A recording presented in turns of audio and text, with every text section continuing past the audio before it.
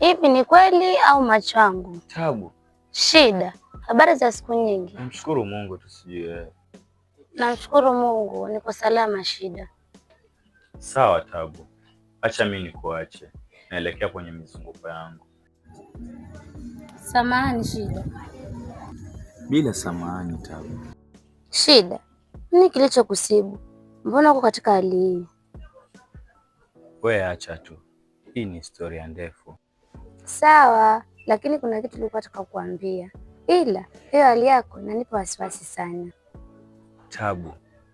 Ni kitu gani hicho ambacho unashindwa kuniambia? Sababu ya muonekano wangu. Shida. Naona muda umetuacha. Nitakwambia siku nyingine.